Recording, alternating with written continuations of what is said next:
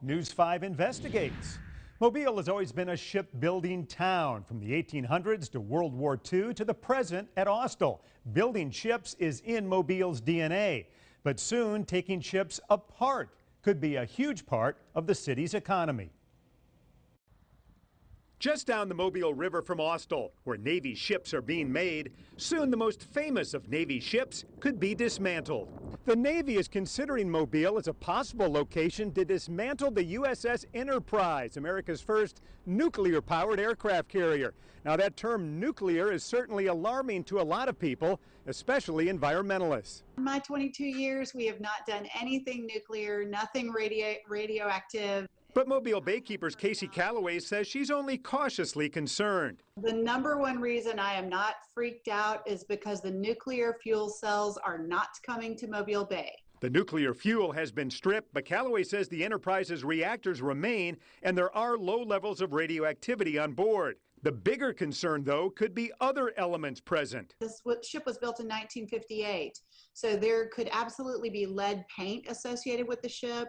There could be asbestos in it, there could be mercury, there could be a lot of heavy metals. But Calloway says initially the environmental concerns appear small for a project that could be huge for the local economy.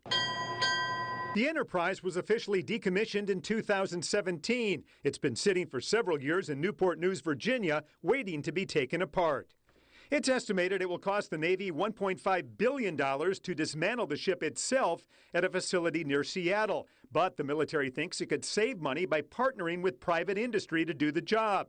The Navy is currently looking at 3 possible ports: Brownsville, Texas, Newport News, and Mobile. They're certainly trying to determine can the port handle a ship like this? We know our port can. David Rogers of the Mobile Area Chamber of Commerce says a combination of new and existing facilities could be used, and a number of businesses could benefit. Companies around the Mobile area will be able to bid on the actual decommissioning of this project. It would likely take several hundred workers 5 years to take apart the Enterprise. But it's not just the Enterprise Mobile economic developers are eyeing.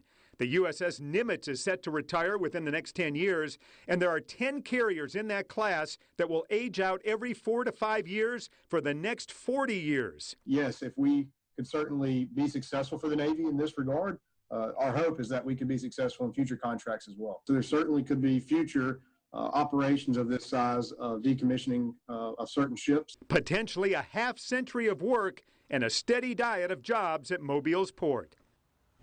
The Navy plans to make a decision by fall of 2022, with the dismantling of the ship beginning no earlier than 2024.